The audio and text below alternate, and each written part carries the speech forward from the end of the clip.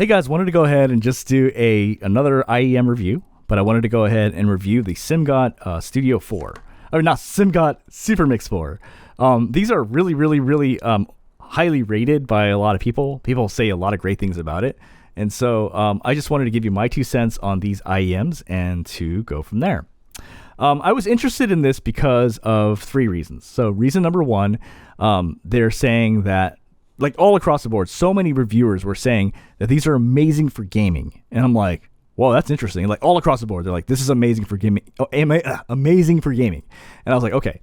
The second thing they're saying is that this is the Harman curve perfected.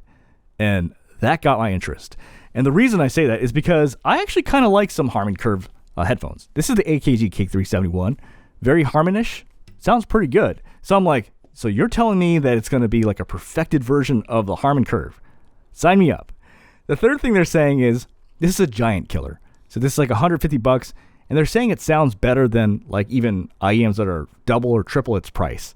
And so I was like, okay, now I have to check this out. And so I bought it. And I know this is going to frustrate a lot of people, but I'm just going to do the review a certain way. Most reviews will give you sections like sound, comfort, accessories, and whatever. I am going to be all over the place because what I did was I literally just took notes as I was listening to this, and I'm just going to read my notes and then explain my thought process. So it'll just be all over the place, but for the most part, I'm going to be talking about the sound, which I think is the most important thing to know, right? So, okay. So this is like my first thoughts when I popped it on. First thing I said was, okay, these are more comfy, right? Then I say, the bass is punchy. That's good. Then I say, but it's a little sharp in the tail end. So I'm saying it's a little sharp. And then what I say is female vocals sound a little bit murky, but at the same time, the bass is punchy. Then I say, but there's some harsh parts in it. And then I say, and that doesn't make sense, right? I know that doesn't make sense. So let me explain something. This is the Rode NT1A. It's a microphone. This microphone can sound very harsh and very sibilant at times. But at the same time, it sounds muddy sometimes. That's the best way I can explain it. That's what this sounds like. Female vocals, actually vocals in general, they have a harsh sort of sound to it, but at the same time, it's a little murky sounding. It just like kind of is the best way I can explain it. Then what I say is, okay, I say the Tantrum Origin and the Studio 4, I like the Tantrum Origin and Studio 4 over these. So I know it's not fair because those are like much more expensive than this, but it is something I'm just writing off right off the bat. So I am saying the Studio 4 destroyed this right off the bat. Okay, so this just destroys this, and then I'm also saying that the Tantrum Origin right off the bat destroys this right off the bat from my first impressions right away. Right. Then what I say is, this might be great for gaming, but it's quite harsh for vocals. And I wrote flashback, Final Audio VR3000. What does this mean? A long time ago, people were talking about the Final Audio VR3000, saying it's so great for gaming. So I bought it. And that thing was actually pretty terrible for vocals, terrible for music, so I didn't like it, and I returned it. But I think that's what's going on here, is that this probably genuinely is good for gaming, but it probably isn't good for vocals, or at least not good for the music that I listen to. Okay, then what I say is, let me switch tips, because I was using the original tips, and maybe sometimes, like, if I switch tips, it's going to be better. And it does make a difference, because when you switch tips, it drastically changes the sound, right?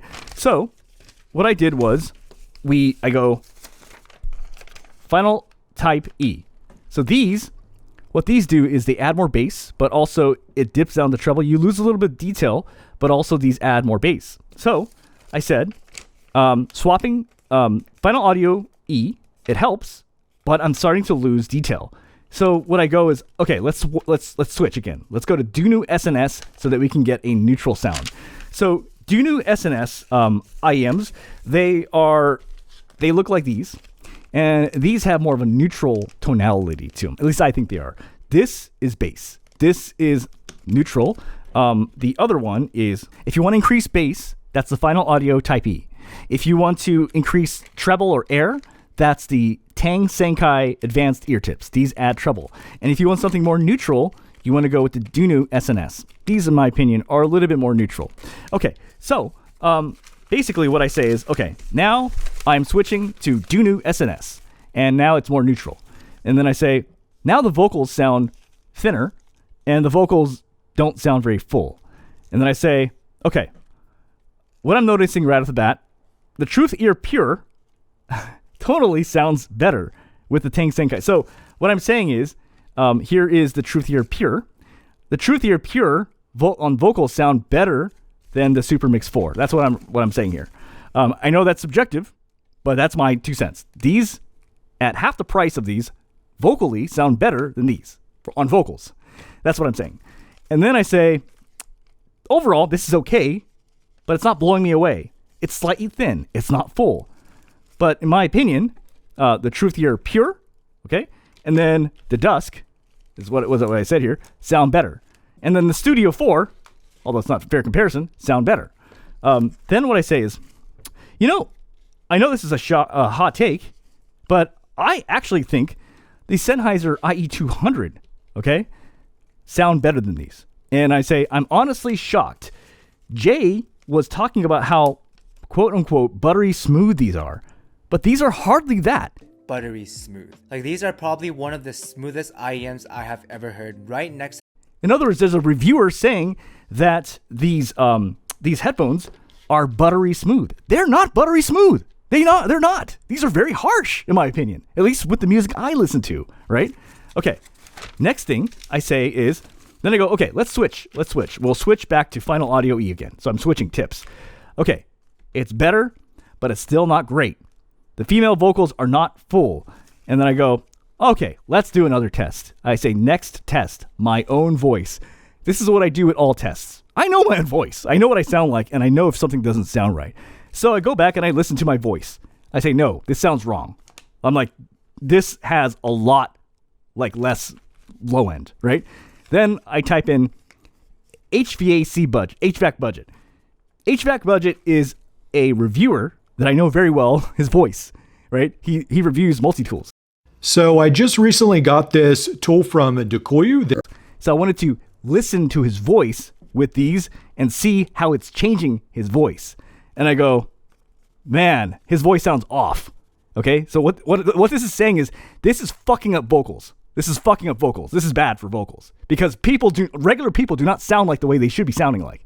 In other words, this is fucking up voices. Okay, and then so what I say is, hot take, the IE200 sounds better than this. Okay, and then I say in parentheses, I'm wearing the Sennheiser. So now I'm starting to wear the IE200. I'm starting to wear this. Then I say, the same track, it's a little bit more muted. It's a little bit more relaxed with the Sennheiser IE200, but the Supermix 4 sounds more sharp and more intense in a bad way. So this sounds just too intense in a bad way, right? And then I say, okay, let's test out the bass. So let's swap back to the Dunu SNS. So now I swap tips back to the Dunu SNS. Where the fuck is it? Dunu SNS. So I swap back. These are more neutral. And then I'm testing out the bass. And I listened to BB Weekend. And I said, it's inadequate. There's not enough bass. Then what I do is I swap back to the Final Audio E tips. And then I say, okay, the bass is back. But it definitely has bass. And then I go okay, yeah, there's definitely a difference from going from Dunu SNS, right, to Final E. In other words, you get way more bass with this, okay? Then I go, okay, let's go back to hearing my own voice. And then I go, oof, no, this doesn't sound right. This is all wrong. I know this sounds silly, but it's important. If these IEMs don't sound like people, it doesn't sound like the way you sound, that's not good. And that's what I'm saying is like you should be listening to IEMs where I think most people don't really care about this who are IEM people, but I listen to my own voice because I'm a microphone reviewer. And if I listen to my voice and my voice sounds fucked up, then that IEM is fucking up people's voices. You know what I mean? And that's what I'm saying. These are bad for vocals. Okay. Now let's go back. Then I say, okay, so at least from a point of accuracy, this is way off. Let's, female vocals, then I switch to a different song and I go, okay, so the female vocals are decent on this one, but then I go, but let me switch back. Okay, let me switch back to the Truth Ear Pure. Okay, so I switch back to the Truth Ear Pure. The Truth Ear Pure has more low end and warmth, and the female vocals sound more full. So what I'm saying is the Truth Ear Pure at $80 sounds better than these for vocals. And I don't think I'm wrong. Okay, and I go, this is no giant killer. Okay, I'm returning these. And I go, let's go back to the Sennheiser IE200. This is a hot take. Let's go back to these and let's listen to it. The Supermix is like a harsher version of the Sennheiser IE200. But the detail of the vocals have a similar flavor to the IE200, but the IE200 is just less harsh. The IE200 is just better. And then I go, this is my final conclusion. Honestly, this could be a situation where this genuinely is an awesome IEM for gaming, but it's shit on vocals. And that's all I got to say. Okay, bye.